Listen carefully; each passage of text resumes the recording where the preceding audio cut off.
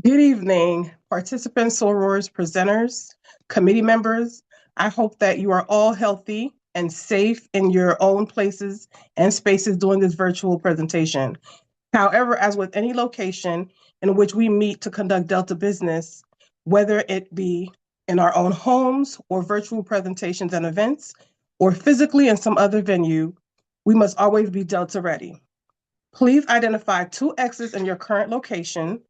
We must always be assured that there are two exits available to us in case of the need of an emergency evacuation. Also, during this post-COVID-19 pandemic, even if you have been vaccinated and boosted, although optional, we encourage you to please continue to wear your mask and wash your hands. Please continue to be safe, and as always, be Delta ready.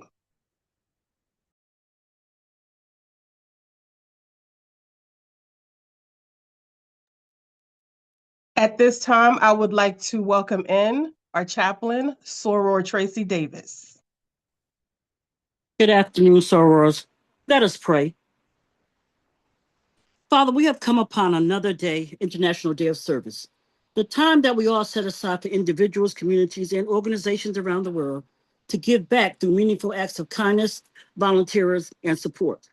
We thank you because Delta TAC continues to strengthen our communities through service projects that address real needs, such as mentoring, food support, resource sharing, kindness, compassion, and so much more. We thank you because this day of service reminds us that service builds unity. Every person can make a positive impact. Small actions can create meaningful change, and giving to others actually strengthens the community as a whole. I ask that you bless every act of service, both big and small, as we touch lives in ways we may never see. I ask that you continue to guide our hands to work with excellence, our hearts to serve with humility, and our words to uplift those who need encouragement. Continuing to empower us, Lord, with the instruments of peace, healing, and hope as we give to gain, and to honor the gift that each of us brings to this world. We are all connected, and when one person rises, we all rise. So let this day or program strengthen our commitment to building a more compassionate, just, and loving community. We offer this prayer not only with gratitude, Father, but just for another chance to make a difference. In Jesus' name I do pray. Amen.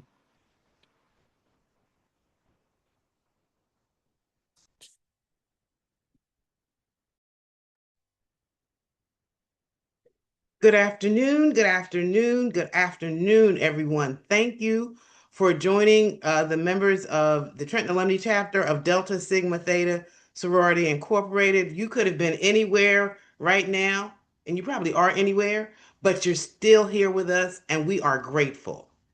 I'd like to introduce to you the president of the Trenton Alumnae chapter of Delta Sigma Theta Sorority Incorporated, Reverend Dr. Morella McMillan Holmes.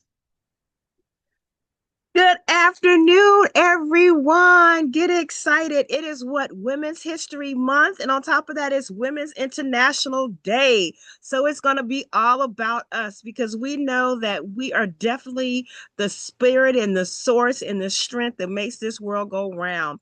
First of all, I bring you greetings on behalf of the Trenton Alumnae chapter of Delta Sigma Theta Sorority Incorporated. We're so excited about today because we're going to focus on something that's very important, not only for the lives of women, but particularly this region of the world coming up this summer. As you know, this region of the world is going to host the FIFA Cup, and we understand that along with that comes a higher incidence of human trafficking, and we definitely want to be aware, we want to be knowledgeable, but we also want to be a part of the solution and not part of the problem. So I'm so excited about the International Awareness an involvement committee has put together this dynamic panel that's going to educate, inform, and instruct us. So sit back, take notes, and get ready, get ready, get ready. And thank you so much for coming and being a part of our International Women's Day webinar.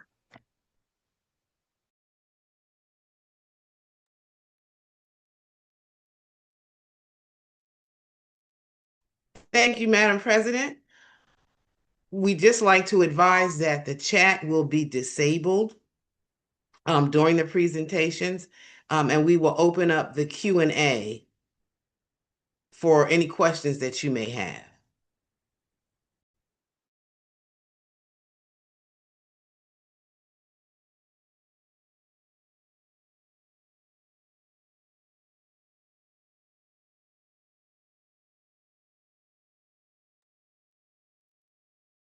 And so we would like to, again, thank you for joining us this afternoon. We are, as you know, the topic for today's webinar is human trafficking. And to that end, we have a brief 3-minute video to give you some idea about the impact of human trafficking both here and around the world.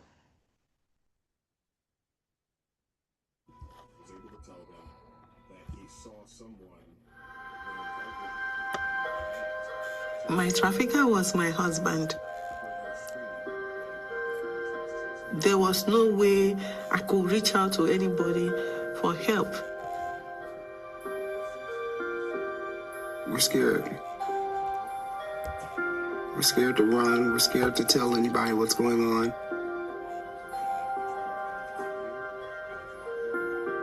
It was an incredibly violent situation. I felt like there was no way I could get out. Human traffickers can be just about anyone from any walk of life. A lot of the trafficking involves domestic servitude, hoteliers, restaurant owners, owners of massage parlors, agricultural farm owners. It can be a trafficker who tells a woman, I want to be your boyfriend, I love you, and if you love me, you're going to go out and have sex for money. It can be kind of psychological like that, or it can be more overt and more physical. It can be hitting, abusing, keeping them away from any support systems. Trafficking doesn't know any boundaries. The victim can be male, female, transgendered, anyone. And it happens all over America. I still see this attitude of it's just immigrants or it's just people in other countries. It happens to U.S. citizens so much more than people are aware. The natural stakeholders in this issue are certainly law enforcement, legal advocates, social service providers. There's other players involved as well. It is important to engage the community because victims often don't self-identify. They don't come forward to law enforcement. Thank you. Bye-bye. Citizens in the community are the eyes and the ears. It's medical workers, it's educators, it's personnel at homeless shelters. We can't do this alone. No one has the capacity to provide every single thing that a victim or survivor of human trafficking needs. There has to be a support system within the community, psychological counseling, shelter, and vocational education so they can reintegrate, become a healthy individual. There's an intentional effort to get everyone together so we know how to share resources, we know how to work together, and to make sure at the end of the day, a victim becomes a survivor.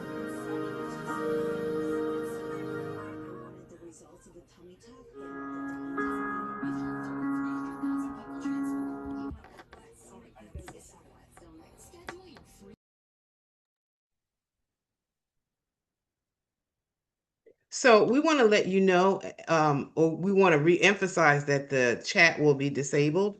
But if you have questions when the presenters are asking or presenting their information, you can place those questions, and we encourage you to place those questions in the Q&A chat. So thank you very much.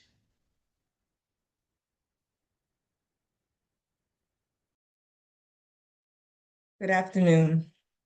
International Women's Day evolved from early labor protests and suffrage campaigns in the United States and Europe into a global observance that honors women's achievements and advocates for equality. Its history is marked by activism, social change, and international solidarity, making March 8th a symbolic day for women's rights worldwide. The theme, Give to Gain, for International Women's Day 2026 emphasizes the importance of structured generosity, leadership visibility, and shared advancement. It encourages individuals and institutions to contribute time, mentorship, access, and visibility to support women's advancement and create a more supportive world. The theme is a call to action for all to actively support women's advancement, calling out stereotypes, challenging discrimination, and celebrating women's success. It also highlights the need for open hearts and minds to reinforce a sense of connection and purpose, creating a ripple effect for spreading impact. During this webinar, we will hear from 3 different speakers who will share with us some extremely valuable information on domestic violence, sexual assault, and the hot topic of human trafficking. I now turn this over to Soror Adamis Jenkins, who will introduce our presenters for today.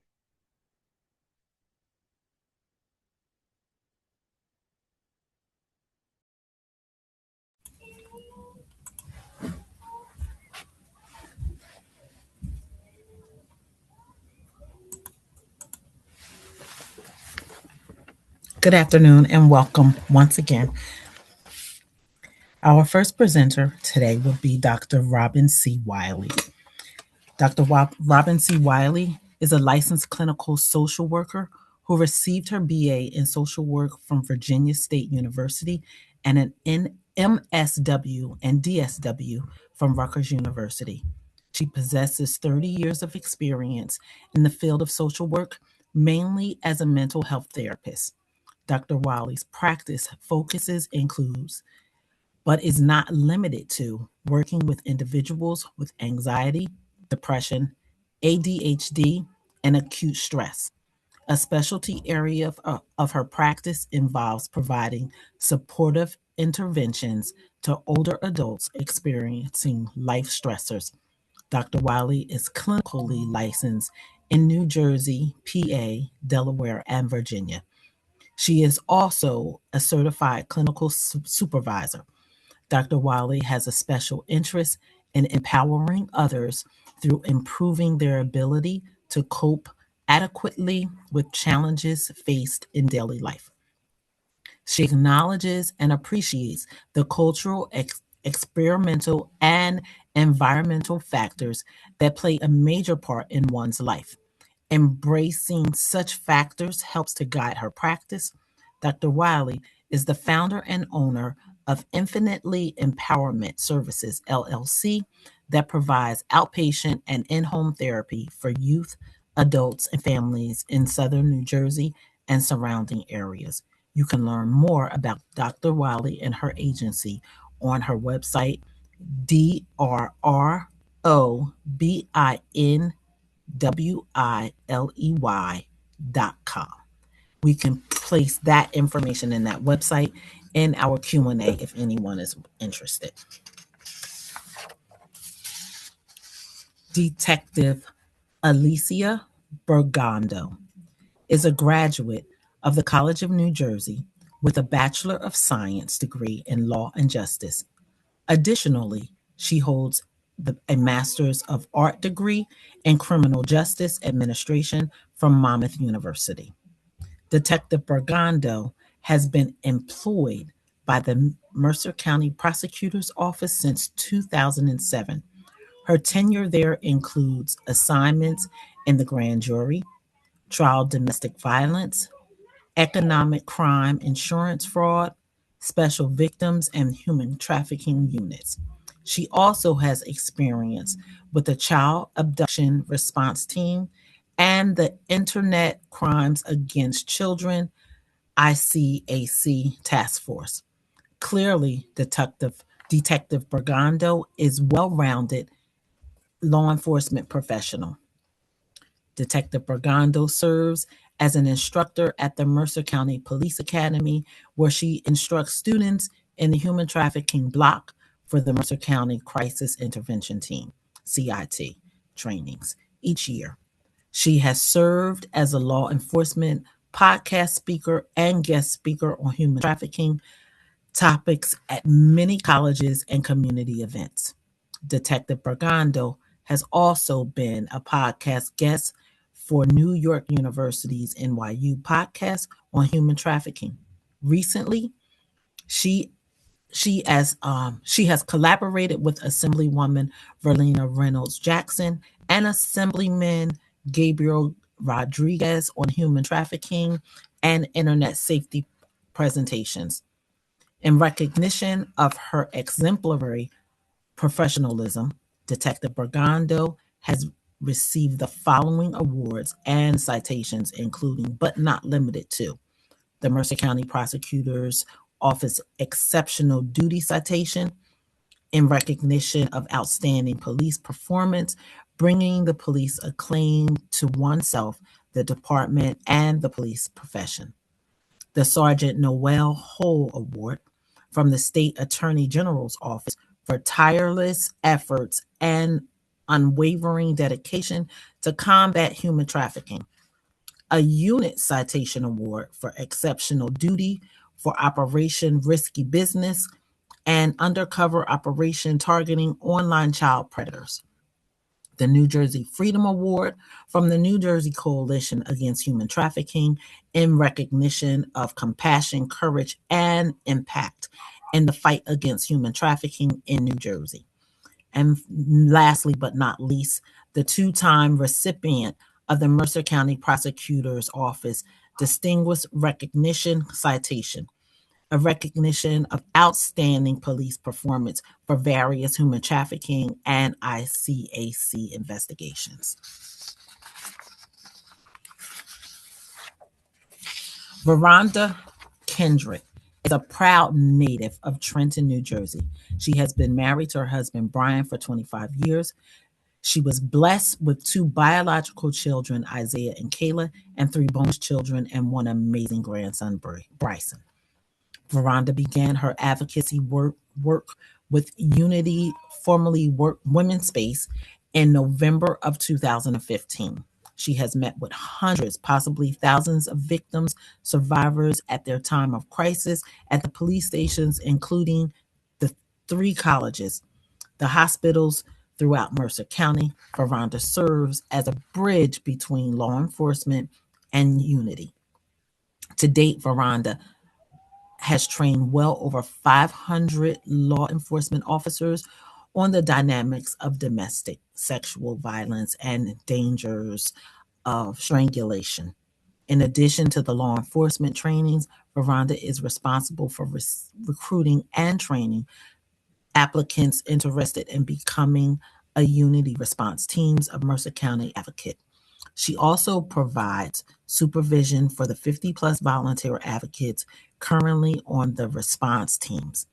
She ensures they remain up to date on all things important to ensure they do their work with excellence.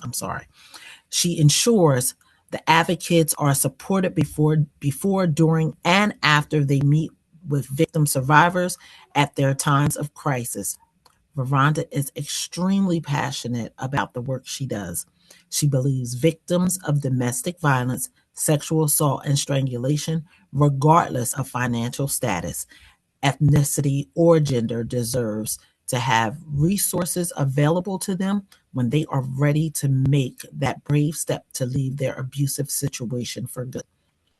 Personally, Varonda enjoys spending time with her family. They love to travel and to create lasting memories together. Varonda is blessed to have her mother, Hazel, as her number 1 supporter and who is also her pastor. She was raised to always trust God and to have faith that He can do anything but fail. Varonda's favorite scripture is the 23rd Psalms. It is this scripture that has seen her through many trials and tribulations. Varonda's favorite quote is, "I am too blessed to be stressed." Again, I would like to remind everyone that the chat is closed during this presentation, and if you have any questions, you will be able to add them into the Q&A section. Thank you.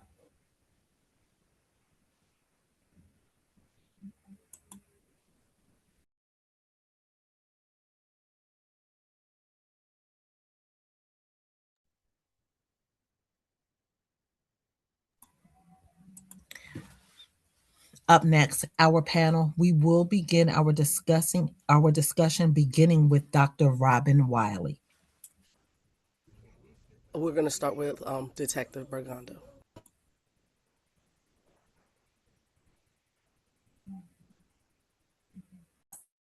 Hi, everyone. Good afternoon. Thank you so much for having me. I really appreciate it. So I am a detective with the Mercer County Prosecutor's Office, as you heard, and I have investigated human trafficking investigations for the last 10 years. And I will give you guys kind of like a basic of human trafficking, how it ties to Mercer County, and just some things that you can all look out for within the community and with any individuals that you may encounter. So human trafficking is a form of modern day slavery. It is a violation of human rights, and above all, it is a crime. And just so everyone knows, New Jersey has literally one of the most severe penalties for human trafficking. We actually have a better sentencing than the federal government does. However, there are a lot of myths about human trafficking. So I think an important thing is to kind of go into myths versus the reality of what human trafficking is. So if anyone's seen the movie Taken, you may think that kidnapping and being thrown into a white van or, kind of just taken off the streets is how you're going to be groomed into human trafficking. However, that is really a myth. I'm not saying that it can't happen that way, but it's definitely not the common way of how it does happen. Most commonly, you are chosen. And, it's not going to be the kidnapping. It's going to be a groomer of either a family member, someone you're close with, either someone you may be in a dating relationship with. It may be your husband. It may be a boyfriend. If you're a younger victim, a younger child, it may be the promise of having an older boyfriend who's going to promise you the world and give you things that you never had before. May take you to get your nails done or buy you new clothes.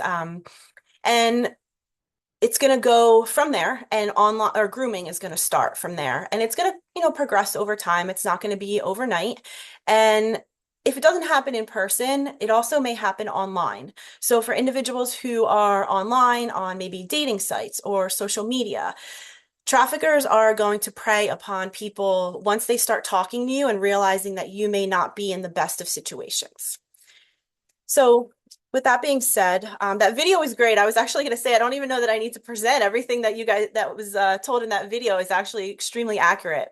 So who are the victims? The video showed you obviously that it happens to anyone. It could be males, it could be females, it could happen to juveniles, it could happen to adults. It could be those of us who are living in poverty or those of us who have a beautiful home and living with family members who have wonderful jobs.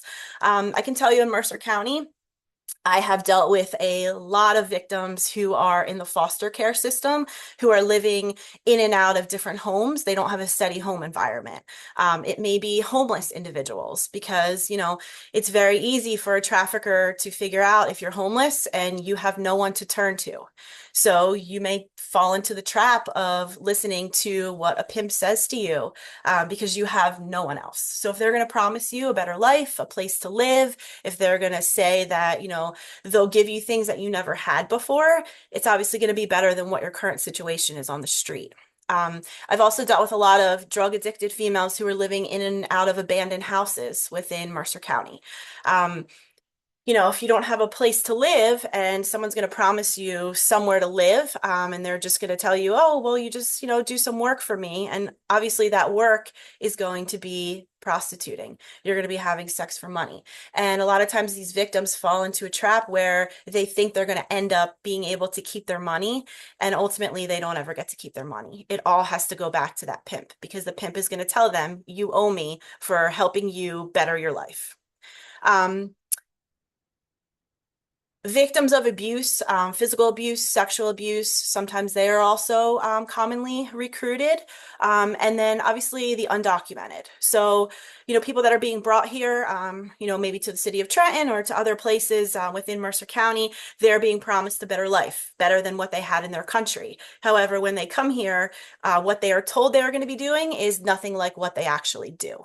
And they are going to have their documents withheld. So if you encounter anyone who no longer has their identification on them, that may be a sign of trafficking. If you encounter anyone who says that someone is holding their paperwork for them, that may also be a sign of trafficking. I can tell you that half of the victims out there are under the age of 16. And a lot of times if it's not a family member, again, it's going to be someone who they've met on the internet, who they've met on social media, maybe Instagram, it may be Snapchat. any of these online social media, or even the video games. So if you have any children who are playing Roblox or playing Fortnite or any of the other online gaming things out there, those victims are being commonly recruited as well. In New Jersey, we do have to prove a component of trafficking. So there has to be some sort of a force, a fraud, or a coercion. So just to go into a little bit about that, force may be a victim may be beat, maybe physical assaults, maybe sexual assaults. They may starve them and withhold food, or if they are drug dependent, they may also withhold those drugs from them and tell them that if you don't work for me, you're not going to get to eat, you're not going to get your drugs. Fraud may be some of the lies and deception. If people are brought here, they may say they're being brought here for modeling careers, to open some sort of a business or be a bartender, open a nail salon, a hair salon, some type of false employment. And then when they get here, that's obviously not what they're doing. And then the coercion piece is going to be the withholding of those documents, like I said before, any threats of deportation, and threatening friends and family members. So like I said, sex trafficking is very slow paced. You are not taken, you're more groomed. So it starts off as a luring. So you're going to have someone who's trying to establish a connection with you. And then once that connection is established, and that may be online through social media, it may be through gaming, or it may be someone that you encounter out on the streets. They're going to start luring you, and then the grooming is going to begin. And they're going to identify and fulfill the needs that they believe that you no longer have. So if you are a foster child, or if you're homeless, you may not have a loving parent, you may not have any close friends anymore. And these traffickers are going to identify that immediately. And they're going to start showering you with gifts and presents, taking you to get your hair done. And then if you are in some sort of a family relationship, because I'm not going to tell you it just happens to, individuals who are on the streets, it happens to people living within normal families too. They're going to start to create it, and there's going to be a distance that's created, and they're going to start to isolate you from your family. I can tell you, I worked on a case in Trenton where the girls were going to school during the day. Their moms were dropping them off at school, and these girls were cutting school to go be with their trafficker during the day. And then they began to start isolating them from their mom. Like, well, you don't need your mom anymore. I have you, and your mom doesn't give you freedom, so stay with me. Then they're going to be manipulated. And then they're going to get mixed messages like, oh, well, you're not working hard enough for me, and I gave you all these gifts, and I gave you all this stuff, and you have to keep working. You're not making enough money. And then that's when the exploitation is going to continue. I have seen within Mercer County where victims are actually like tattooed or burned on their body or with a scar somewhere. And that's just basically saying that you are now under the ownership of your pimp. And it may have like a pimp's initials. It may have like a crown or someone's name on it. And that's how they basically say that you are now mine. I can tell you that the victims they live in a constant climate of fear.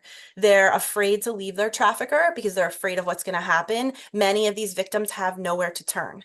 So they stay with them because they don't know what else to do. They also have self-blame. They feel hopeless, and they're shameful.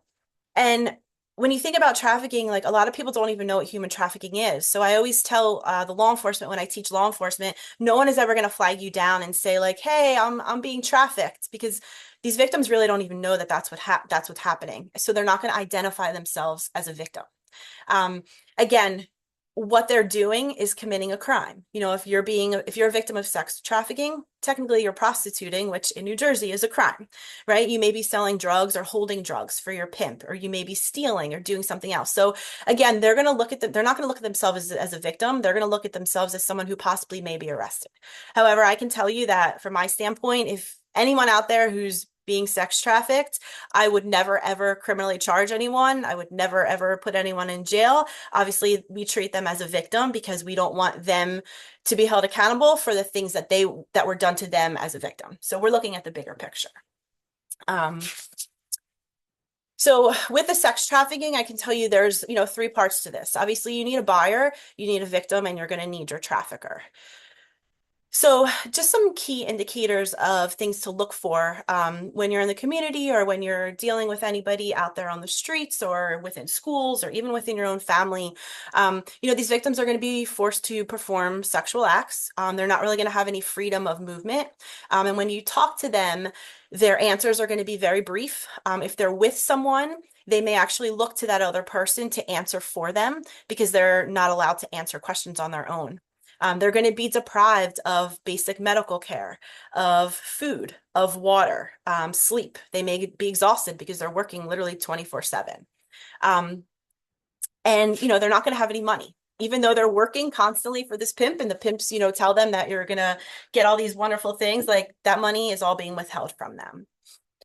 Some other things: poor eye contact, you know, any lack of identification or knowledge of where they are. And this is really going to tie also into the World Cup. You know, with the World Cup, large sporting events bring in large amounts of people. And whether they're being brought here to work, whether it's for labor, you know, they could be a victim of labor trafficking as well. But there's also going to be women who are brought here, right? Because if traffickers think that there's going to be large sporting events where there's going to be a lot of men and a potential to make money, they're going to bring women here. Remember, in this area, we have so many buses and trains and major highways and major airports that come through here. And this World Cup is taking place in all major cities. So even though it may be in North Jersey, they're going to run out of hotels and places for individuals to stay, right? So it may trickle down to Mercer County and different counties within the state. You know, victims are going to be recruited on social media. So for anyone out there, if you see a job opportunity that looks too good to be true, it probably is. Don't be duped under like a false promise of making a lot of like quick money. There's probably going to be a lot of individuals who are brought to hotels. So you may have an increase with the victims with sex trafficking in any of these hotels throughout the state. Mercer County also does have a lot of hotels. Especially a lot more have been built in the last few years. And then with the taxis and the Ubers and the Lyfts, just be wary of, you know, the transportation that you're taking. And this doesn't just go for the World Cup, but for all the time. You know, don't get into like random cars that are promising you a cheap rate to, you know, take you somewhere, because there's probably going to be some sort of other intent there. I don't know if anyone's seen like some of the power of the public service announcements, but in New Jersey, they're doing what's called a Stalls for Safety campaign. So if you've been in any bathrooms, I've seen them in some of the casinos in Atlantic City recently, where when you're in the bathroom, on the inside of your bathroom door, there's going to be a contact number to call if you're a victim of human trafficking. I don't think they're in the men's bathrooms. I think they're only in the women's bathrooms. And I've also seen them in airports as well, obviously not New Jersey, but in other places where they're really trying to put messages out to victims to give them numbers to call and just resources just to hold on to if you are a victim of human trafficking. I think that's pretty much everything I have. Does anybody have any questions?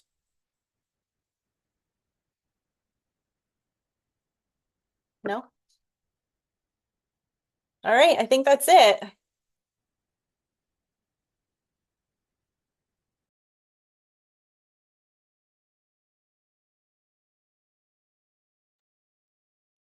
Thank you for having me. I really appreciate it.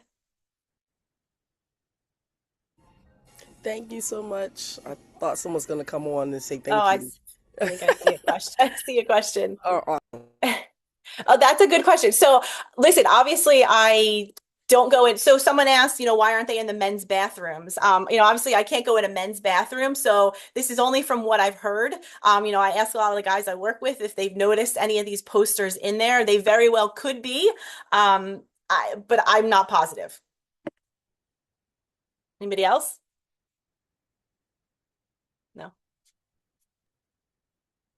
All right. Thank you. Thank you so much, Detective Bergondo. Thank you so much. Thank you for having me.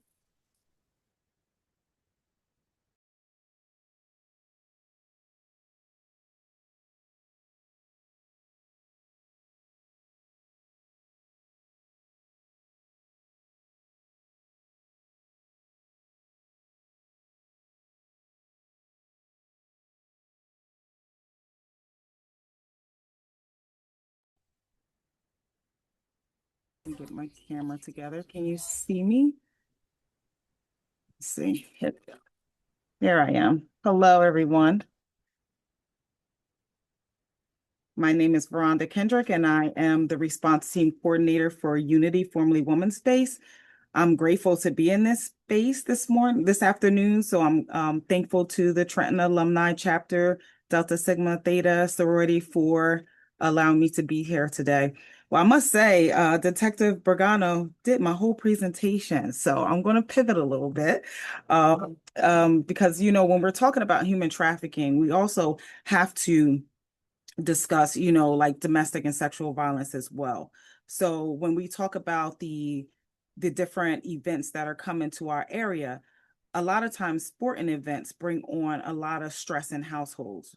I don't know if it becomes, because folks are gambling or whatever the case may be, but we see around Super Bowl and, playoff seasons that there's a higher increase in the amount of domestic violence that happens. So even with the games coming to our area, we're expecting that we will see an increase. Sometimes folks are, being isolated in the house, or they're being forced to do things that they don't want to because maybe their spouses or significant others are inviting others to come to the home because they're trying to raise money or whatever the case may be. So, as Detective Bergondo said, a lot of sex trafficking is not just, people that are strangers, they are family members that also end up trafficking their loved ones. So one thing we have to do, and a lot of what I like to talk to community about, is how we respond to different things that are happening, such as domestic violence, sexual violence, and even human trafficking. Like, we have to be vigilant. We pay attention to the signs, and some of the signs of labor trafficking is someone being unpaid or paid very little, or paid through tips. They're employed but do not possess an authorized work permit. They are employed with a work permit but clearly working outside of the permitted hours. Owes a large debt and unable to pay it off. Not allowed to break at work, or being subjected to excessively long hours. They're overly concerned with pleasing their employer, deferring personal or educational decisions to a boss. They lack control of his or her own money. They live with an employer or has an employee listed as their caregiver. Desires to quit the job but not allowed to. They show signs of fear, anxiety, depression, submission, tension, and or nervousness. So some of those things that if you hear someone talking about these type of things, that you can start asking questions, to see if they're okay. And a lot of times they won't really talk about it because of the fear of the person that is trafficking them. And some of the sex trafficking that we see, they're unable to attend school on a regular basis and or have unexplained absences. So this can go for like the high school students or younger. Sometimes folks go to the mall and you have people that are trying to, get them to come to these modeling agencies that are not legitimate companies, but they'll say something to an individual because they notice that they are, walking with their head down, or they may seem unsure of themselves. So they'll approach the person and say, hey, I have this opportunity for you. They show some interest in the person, and that gives them, something that they may not have been receiving from family and friends. And then next thing you know, they're in a situation that they can't get out of. And a lot of times individuals will say, well, they're not being held against their will. Why aren't they leaving? And there's a lot of reasons why they don't leave. A lot of it is that they're being threatened. They could be threatened that if you leave this situation, I'm going to hurt your family. I'm going to kill your pet. So there's a lot of reasons why people, just like in domestic and sexual violence relationships, they will stay because of the threats. They could be psychologically traumatized and even trauma bond with the person that's trafficking them. They have lack of the basic necessities like food, money, clothing and shelter, transportation, fear of retaliation or violence.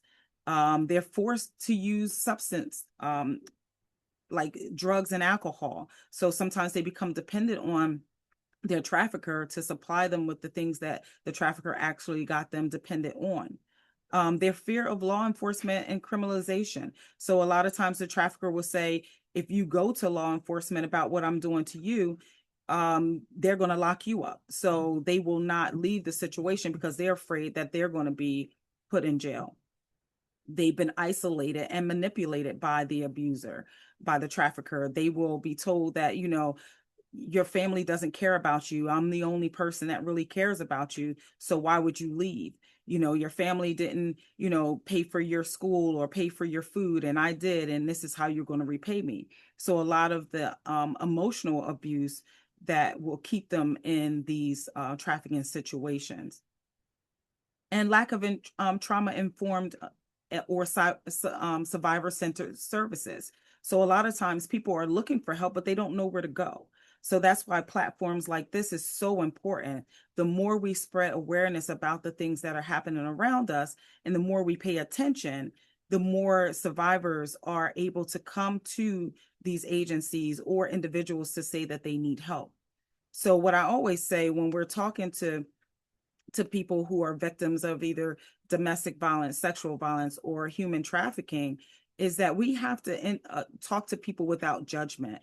A lot of times when we are speaking to someone, we're being judgmental. So that will make the person stay in the situation longer. A lot of times folks may come to us and start a conversation because they want to see, what are we going to say? Are we a safe space? And if we start coming into the conversation like, why would you do that? You know, you weren't supposed to be over here. You were supposed to be in school. Why did you cut school? All these things make it seem like they did something to deserve what's happening to them. So we really have to be careful in how we speak to individuals, especially when they're coming to us, you know, asking us advice or seeming like they want help. A lot of times when we're out in community, we have our conversations around the table. We can be at dinner having conversations. You know, why would someone stay in this type of relationship? They're just so dumb. Why would they do this? You know, and you can have the person that's serving your table, you know, cleaning the around the area that may be in these type of situations and say, you know what, see, this is why I won't come forward because look how these folks are talking about me. So if I say something to friends or family, they may be sitting around the same type of table having this conversation about me as well. Another way that we can help as a community is engage in policy advocacy. You know, talk to our legislators. You know, these are the people that we put into office, and we need to hold their foot to the fire and say, hey, this is what's happening in our area, and we need you to pass laws and legislations that will help victims of domestic violence, sexual violence, and human trafficking.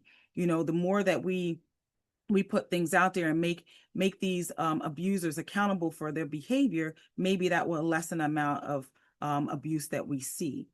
We can empower vulnerable populations, you know, talk to them about these type of things that we see, you know, go into the community, have conversations, have these type of forums, you know, on a regular basis, you know, go into high schools, go into, you know, community events and show the community that we support them and that if they are in need of help, that they know exactly where to come.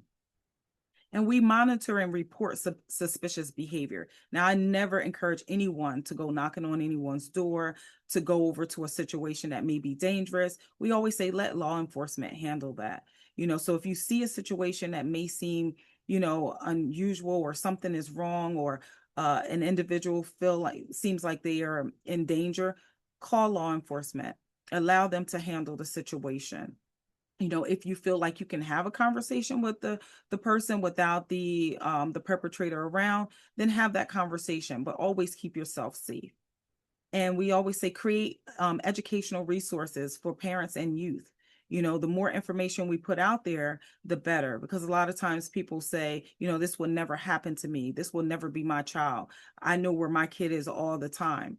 But perpetrators are everywhere, and they know how to infiltrate young people. They know how to get adults, you know, by just paying attention, because a lot of times people who are human trafficking, they are paying attention to their victim. It's not like they just met them the one time and they are approaching them, they may have been watching for a long time, sitting in familiar places, seeing a person with the same routine every day, every week, doing the same thing over and over again, learning little things about them, may even ask them questions from time to time, pretending as if they really care about them. And then they start using the information that they have to weaponize them. So it's not always, some creepy person that's out there watching. It's a lot of times people who have become familiar with their victims, and this is how they end up in these situations. So we just have to stay vigilant. We have to pay attention, and we have to, create an environment that allows people to come to us. We don't want to be closed off, because if we continue this type of behavior, this will become a bigger epidemic that we need. And we know that, coming soon, there's going to be a lot of people in our area. We have to pay attention to what's happening around us. We have to ensure that the folks that are going to be around understand that they can't come into our communities and do what they want to do, that we are here and we're going to protect the people that are around us. They can be our friends, our families, even strangers that are in our area. We have to let these perpetrators know that they have no place here. And the more awareness that we bring to this type of situation, the better everyone will be. And again, I am so grateful for this opportunity to have a conversation about human trafficking. And, human trafficking and domestic violence, they all run hand in hand. We just have to make sure that we are paying attention to people that are around us. Everybody doesn't walk around, no one really walks around with a sign that says, I'm a victim. So we have to create an environment that leaves people willing and wanting to come to us. If they see us as a person that's going to, re-traumatize or victimize them by the things that we say to them, they're never going to come to us. So I'm just asking everyone, to just be careful of what you're saying. Watch the things that you say. Be open. Create an environment that's welcoming to someone who's in need, because you can be the person that can save someone's life. So again, I am so grateful for this opportunity. If you are looking to get more information about human trafficking, there's the New Jersey Coalition Against Human Trafficking. I can send the link to someone so they can put it in the question and answering. You can always call the Human Trafficking 24-hour hotline, which is 855-363-6548. Again, that's 855-363-6548. Or you can always reach out to our organization, Unity, formerly Women's Space. We have a 24-hour hotline, 609-394-9000. We always have someone that's available to answer whatever questions that you have. If we don't offer the service, we will be able to refer you to someone who can help. So again, thank you so much. And I am grateful for this opportunity, and I hope everyone have a wonderful afternoon.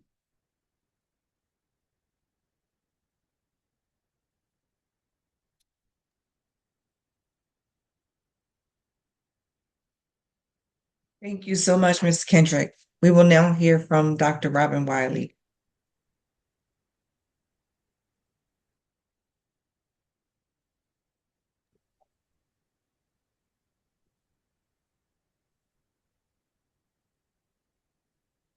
Hey, good afternoon, everyone.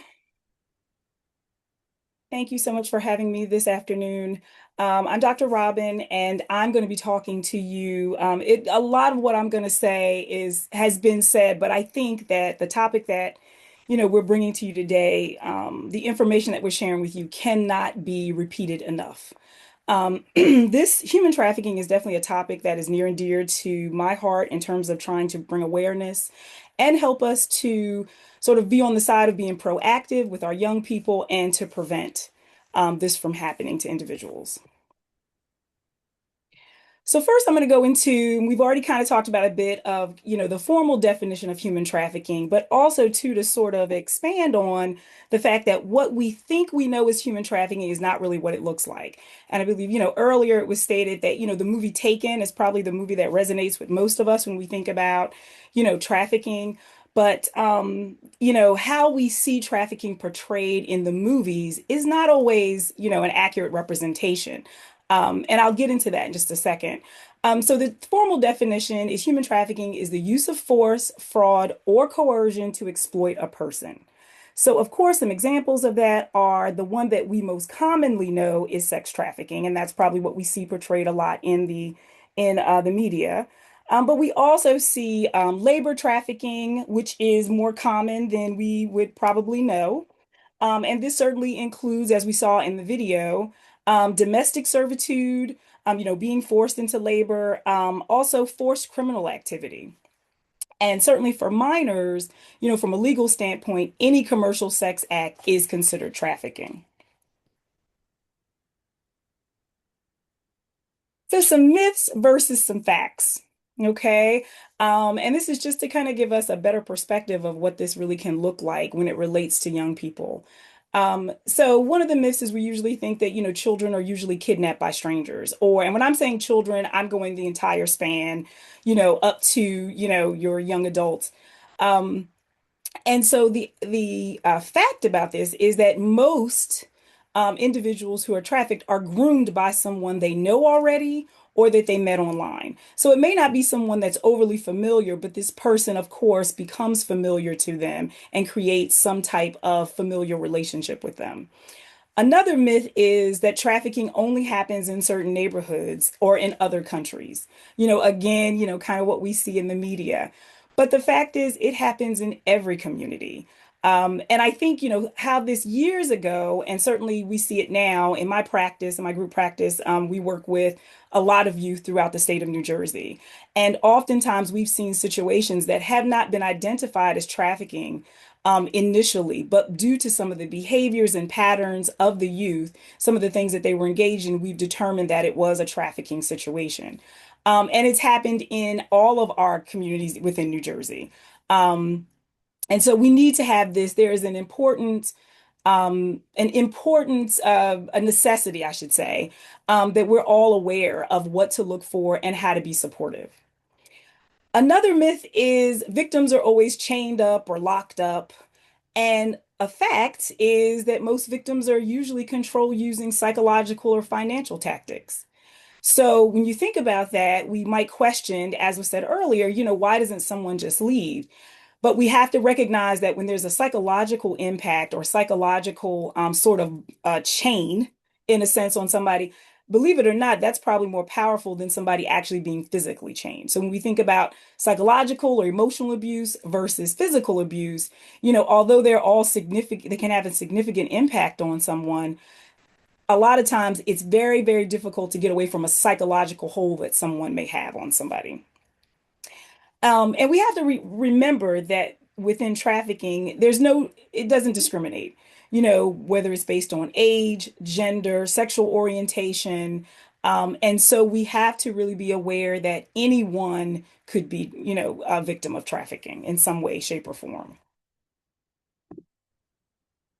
So prior to us talking about red flags, some things to kind of look out for, just kind of want to give you some idea of what, and some of this has been spoken about already from the two previous speakers, but I just want to reiterate that there's sort of these, again, common grooming tactics by traffickers. So certainly there is a building of an emotional connection first, right? So if we have someone who may have some unmet needs such as loneliness, such as maybe conflict within their home situation or with their peers, and also to possibly low self-esteem, it kind of may allow a situation where a trafficker can then offer that love and protection, or what seems like that, to be able to sort of convince this person that they are, in their corner and they're there for them. And we have to keep in mind that grooming is gradual. It's a gradual thing, and it's very strategic. And so we're looking at who could be possibly susceptible to this. The trafficker may also offer opportunities. Sometimes they're very far-fetched opportunities, such as, modeling, or, earlier it was talked about the issue with gaming. The idea that a lot of the games that young people will play, their chats as part of those gaming systems, or those games rather. And so individuals are chatting with somebody they think they might know, they might start sharing information, and next thing you know, they may have been convinced. I've had situations where We've worked with youth that were convinced to leave their home and travel to Atlantic City or somewhere else to meet someone, not really knowing who this person really is, if they are a youth. We also see people, adults, impersonating younger people, children, to kind of lure other children in.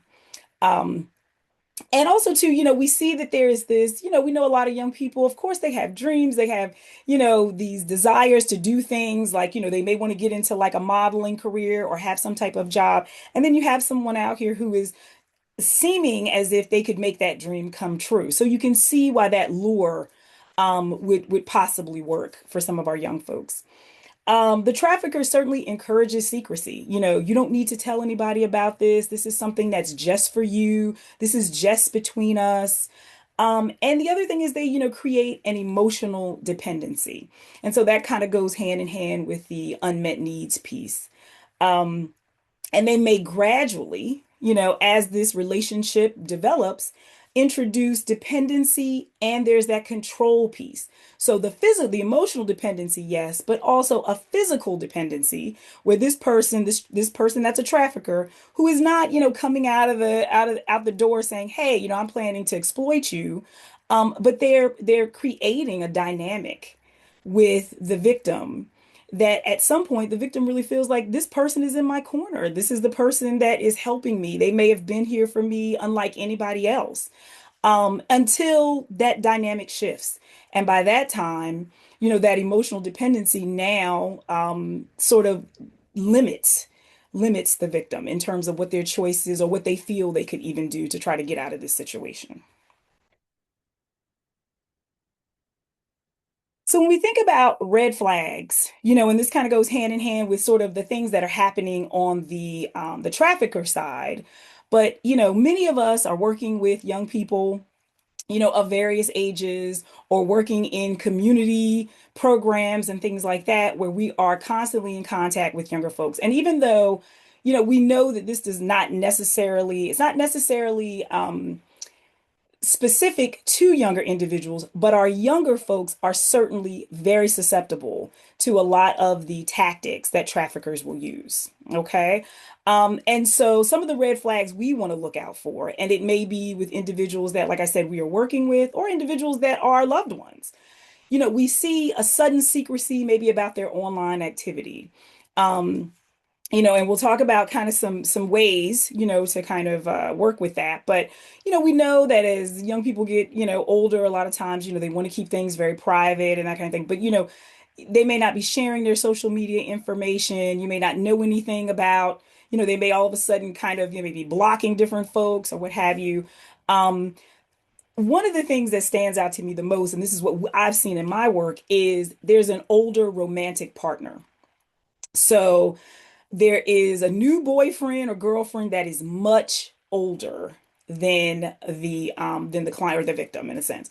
And so what I've seen is, we've had, thinking of some examples, a 16-year-old who's dating like a 35-year-old man.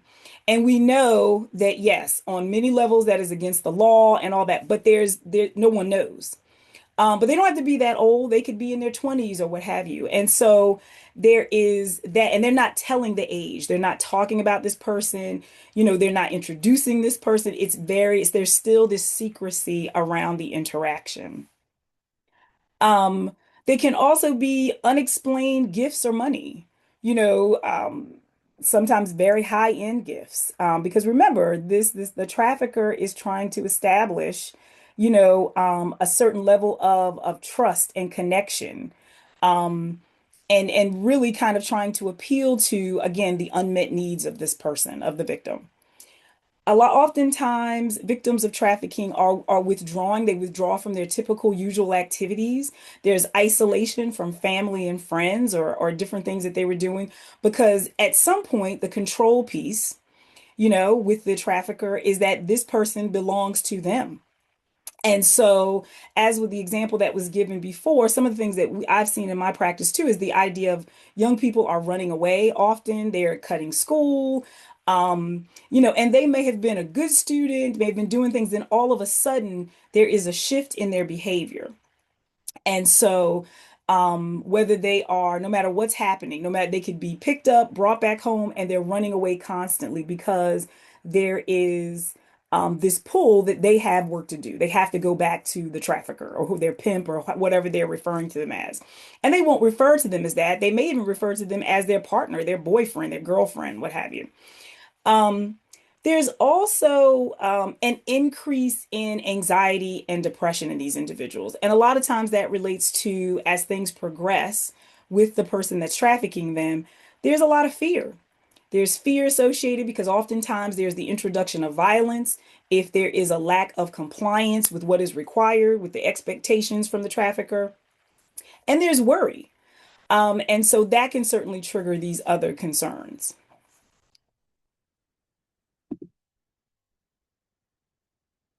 So, of course, this information, I mean, it's a lot. It's a lot to digest. And I think oftentimes, we're thinking like, well, what can we do? So I certainly wanted to, talk about some proactive, some preventative tips that we can have. So one of the main things, and this is kind of what's said before too, is keeping communication open. So, again, many of us are working with young people. We want to make sure that we are responding to them with curiosity, before punishment or judgment. So, if somebody says, and I know I worked with a client recently who has an older, is dating somebody older. And, I knew in that moment, of course, the sirens are going off in my head to say like, oh my gosh, is he being trafficked? But we talked about the relationship. We talked about the age of who this person she's considering their boyfriend.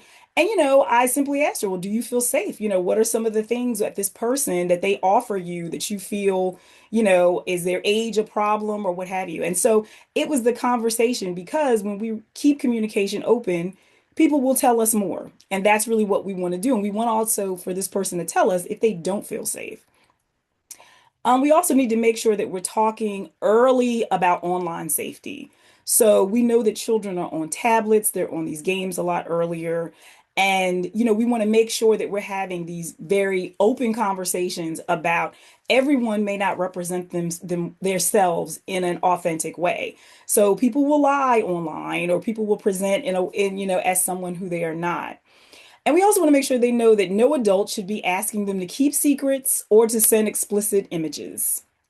And that kind of goes hand in hand with the rest of the tips here, that also, most victims, and also before I go on to that, I want to say that, we also need to make sure that we're doing, and that kind of relates to the next one, the phone check-ins.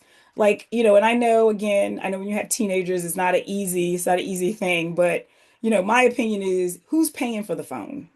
Okay. Because I can tell you, a lot of times we feel like, okay, teenagers, they need to, we feel like we can't, overparent them, or we're feeling this pressure to, well, they've got to make their own decisions.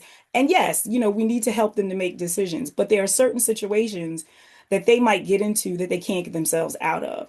And that's where, as a parent or as a guardian or as an aunt or whomever, we need to step in to assist. And again, I go back to the other part is, who's paying for the phone? If you're paying for the phone, then ultimately, you may need to get on there and see what's going on. Because the other side of this is, if we stay out of it or figure, okay, everything's okay, I can't tell you the level of therapeutic intervention that's needed when someone is trafficked. Okay. And when I mean therapeutic intervention, whether it is psychological treatment, whether it's medication, which also we're talking about medical treatment, depending on what has occurred, the level of trauma that someone experiences when they are trafficked or in any kind of situation where there is that level of control and manipulation and exploitation. To me, it is worth, on the other end, having a teenager that's mad at you because you looked at their phone. So, again, I go back to, as we know, most victims are controlled using psychological or financial tactics. So we want to make sure that we know the online apps, that they are using. We need to make sure there are boundaries set. There are key things that, like, there are, sort of safety measures that are put in place. And I think as people get older, as children get older, helping teenagers to know how to set that for themselves. The other thing we want to do is teaching body autonomy, making sure young people understand your body belongs to you and that no is a complete sentence, so that they are empowered to know not to allow somebody to touch them inappropriately, or understanding that if they feel uncomfortable, that they do not need to engage in something that they feel uncomfortable with, no matter what the circumstances, and that they can let, someone know, a trusted person know, whether that's a parent or a teacher or whomever. And also, too, we want to make sure that we're building protective factors, for our young people. And that kind of relates to a few different things, but some of them are certainly self-esteem, making sure that individuals, have a great sense of awareness and appreciation for who they are. And we need to keep in mind that self-esteem does not just come to us naturally. Okay. When we are young, children and adolescents and teenagers, really it starts from birth on. Self-esteem is created. Self-esteem is created by the people who are in our lives that are there to take care of us, love us, and guide us. And so we all have a part in that. Anyone that is but that relates to what we say to young people, the things that we may project onto them. And so that's where it starts. But then as we get older and we become adults, it is our priority to continue our self-esteem. And I know for many folks, because I see this with some of my clients, we're really trying to develop our self-esteem as we get older, because sometimes the people in our lives haven't always known how to create that for us. Okay, so self-esteem is one protective factor. Connection, so making sure that we're making those connections with young people, we're keeping those lines of communication open, and also clear expectations. So clear expectations from family, like parents, guardians, or what have you, are making sure that the expectations are clear in regard to what's expected, what you're expected to do, that how we communicate within our family unit, our family dynamic.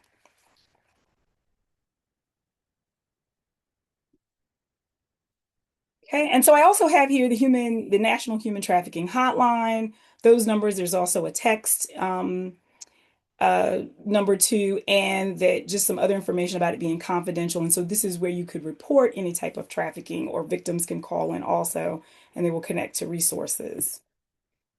So in closing, I kind of want to leave you all with this information. What conversations will you start this week?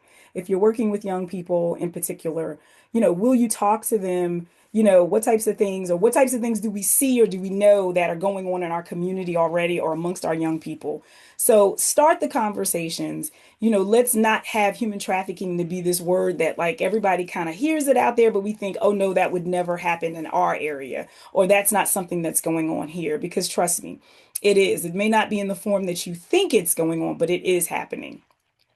What social media app or whatever will you review with the young people that, are dear to you or what have you? Or, will you talk about like how they're using social media? We know that, many of us, I always say like, those of us in one generation, we are, digital immigrants in a sense, where we did not always have cell phones and tablets and that kind of thing. And so it's not always an easy world for us to navigate. Young people, our younger folks, are digital natives. They know nothing but, technology, and they know how to use the app. So it could just simply be, show me how this app works. Show me what you're doing on this app, that type of thing, just so you have some awareness. We can't really escape the tech. It's not going anywhere. And we know that it just gets more and more advanced as time goes on. Remember that protection begins with presence. Okay, so this awareness that you are gaining today from how trafficking looks, what it looks like, and how it's affecting people, through across the lifespan is important. But we also need to make sure we show up for folks and be there for them as a listening ear, and to possibly help guide them, because we could truly be saving someone's life.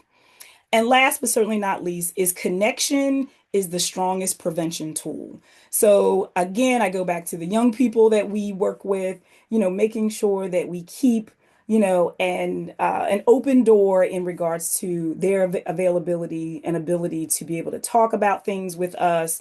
And we have to make sure that, we're checking kind of our reactions so that we can further encourage them to share if anything is going on with them or, with some of their peers, so that then we can provide some type of information to them and hopefully, help them. And that concludes my presentation. Thank you so much, and certainly open to any questions. Thank you, Dr. Wiley, for this powerful information. We have now come to the end of our presentations, and we wanted to say thank you to all of our presenters, Detective Alicia Bergondo, Ms. Varonda Kendrick, and to Dr. Wiley. We will now pivot to Soror Monica Kelly, who will take over the section for questions and comments in the Q&A. Good afternoon, everyone. I hope you have gained a wealth of knowledge from our presenters here. Certainly lots to think about and chew on as we move on with our day and our week. We have one question in the chat. Are schools informing students of human trafficking in health classes? Is there a curriculum that includes human trafficking?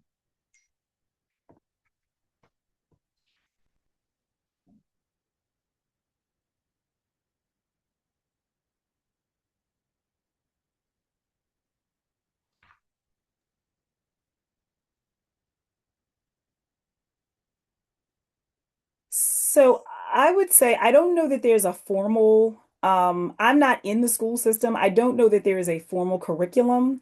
So I don't know if we have anybody that's in the school system, but I have not heard of anything, I'll be honest. I think there still seems to be, a disconnect with us not always recognizing what human trafficking is.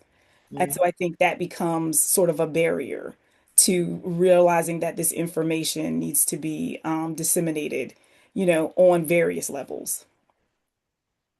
Okay, thank you. It looks like a great opportunity, though, to have a curriculum like that. Absolutely. One comment, Snapchat is an app to be aware of. The messages disappear and there's no record of discussion. Are people still using Snapchat? I think some young people are. And that's something too, it's hard for us to keep up because there's constantly shifts and changes in what young people. So that's why I say it's always good to have conversations, with younger folks to see, what they're using, what interests them. And I think, sometimes we forget, like, if you just open the door and and I say open the door, but if you just kind of, create the presence, like be present for young people to be able to talk about things, they will share information. And a lot of times it's very useful to us because otherwise we have no idea what they're using. I mean, I know they're not using necessarily Facebook, which is what most of us in a certain generation are using, and I don't even know that Instagram is actually that popular for them either. This is Varonda. I know that there is an app that I was told about by law enforcement that's called Discord, that a lot of the kids were using, and they were uploading like unflattering pictures and stuff like that. So that's another app that adults should be aware of if they see it on their children's phone, because it's, they can share pictures of themselves, and it's not necessarily anyone that's their age that they may be sharing this information with. So that's just another thing that, to keep an eye on.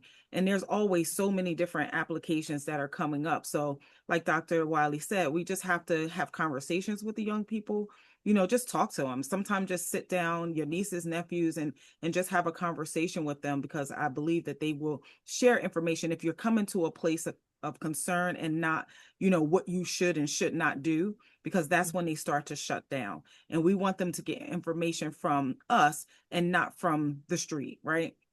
The other thing is, the question about having a curriculum in school, this is where we come into play as well. There aren't curriculums that I know of in schools in my area, right?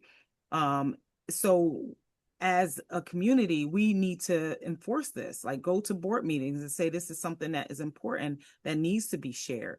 You know, our agency, we have a preventionalist that goes into high schools and talk about healthy relationships. But when we try to go into high schools, we get a lot of pushback from the schools as to what they want us to say and don't want to say, or, you know, we don't get the phone calls back. So, you know, as an agency, it's like a barrier that we have when it comes to educational systems. So this is where we need community to say, hey, these are the things that we need for our students.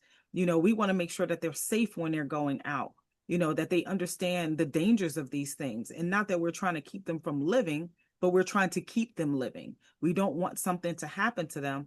So we have to spread that awareness. But when we come up against barriers from educational systems, and, you know, everybody wants to talk about funding this and funding that, you know, but our children are getting lost in these things. You know, in our agency, we do trainings and things for free. So it's not necessarily about funding. It's about us getting the opportunity to go in. So I just encourage everyone, you know, go into the school systems and rally for these type of things so that we can eliminate the human trafficking and all the other things that are happening with the young people. Thank you. Do we have any more questions for our panelists? I actually have one question. What we concentrated on primarily were young people and how human trafficking and or sex trafficking affects them.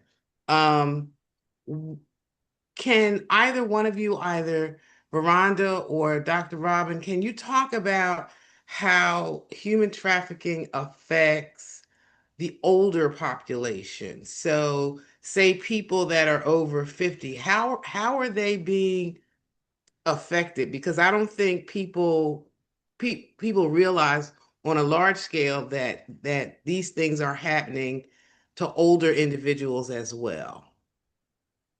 Okay. Well, this is Varonda again. This the older population comes in, you know, with marginalized population, right? People who may not have family and friends around. They may be homeless. They may not have you know, an education or different things like that. Folks will gravitate toward them because they feel like they don't have anybody.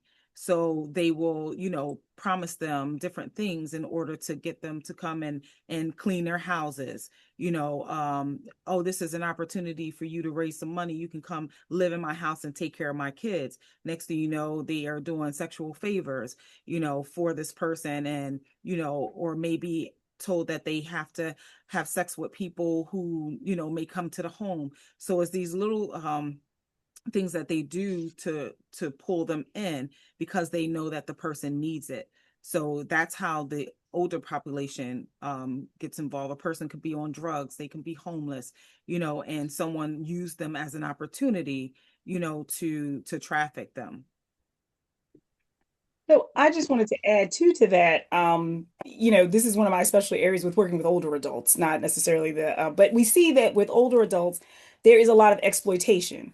And so that can be part of human trafficking. It may not necessarily be labeled that way, but oftentimes older adults feel put in positions where they have to make sure like that they are catering to certain folks, whether it's family members, whether it's neighbors. But they're also susceptible to scams. So whether it's telephone scams, online scams, where they are, you know, sending amounts of money because they may think a family member may be, you know, kidnapped or something like that. So not to say that they may not be trafficked in terms of the sexual part, but or the labor piece too, but oftentimes there's a financial exploitation that, because older adults are definitely an at-risk population for exploitation. Thank you for that.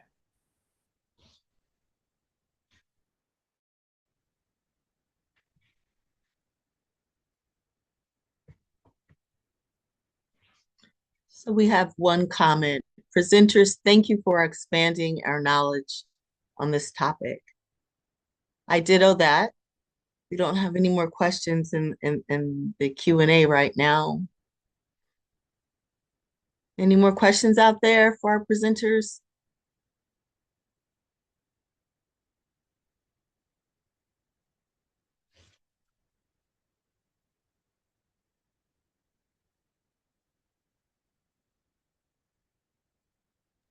All right, I guess that concludes our Q&A session. So I want to thank all of our presenters. I believe Detective Alicia Bergondo had to leave early, but we appreciate her time and expertise in the area of law enforcement. Varonda, Kendrick, thank you for your presentation and with regards to community service programs and how you assist survivors and victims of human trafficking. Thank you, Dr. Robin, for your insightful psychological, that's what I call it, delve into human trafficking. So I think we were treated to a well-rounded conversation on this topic. So thank you all. And I also want to talk to our attendees. I want to thank you. I know I said it earlier, but you could have been anywhere today to do whatever it is you wanted to do, but you chose to spend some time with the Trenton Alumnae chapter of Delta Sigma Theta, so we appreciate that. As we had said earlier, the theme for this year's International Women's Day was or is Give to Gain. And we just have a little treat for you with regards to how we do it. So here you go.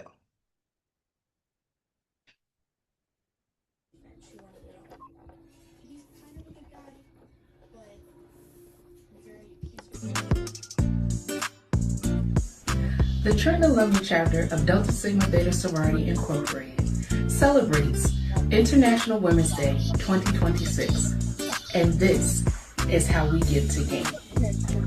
We give to gain support, motivation, and to uplift the residents in our communities. We give to gain effective mentorship for young girls in our communities. We give to gain avenues for educational opportunities for women and girls. We give to gain an atmosphere of respect that permeates in all our spaces. We give to gain justice for all. We give to gain collective strength through our sisterhood. We give to gain action to effectuate lasting positive change for women and girls globally. We give to gain empowerment for our community through ongoing service. How do you give to gain?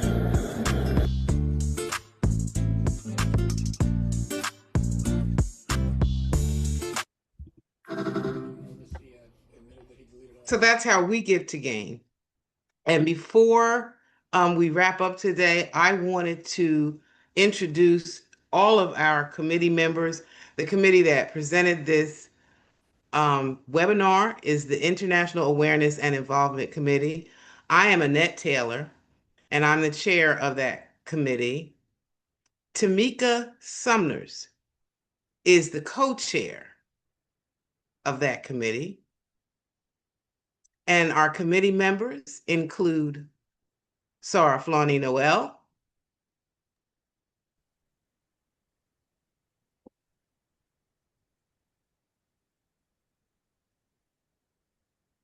Sarah Rhea Rodney,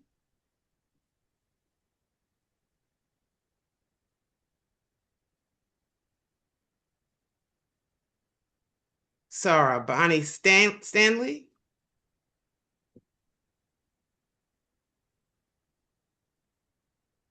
Sarah Artemis Jenkins,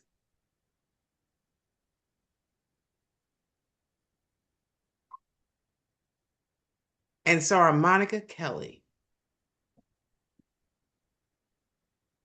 Thank you, Sarah. for a job well done.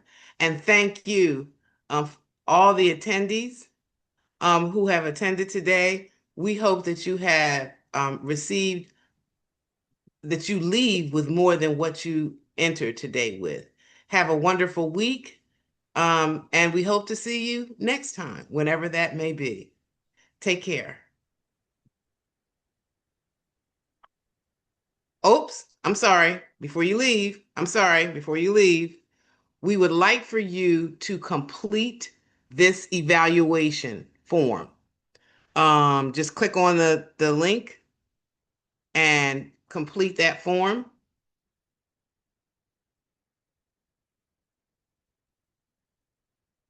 Or copy it and put it in your web browser.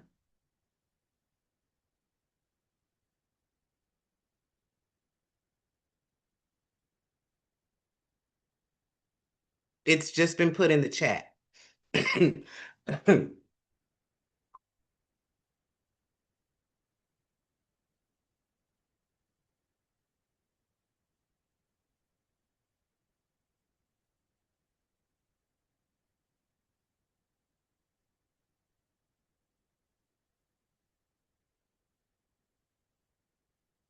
And again, we thank you very much for your time and attention today.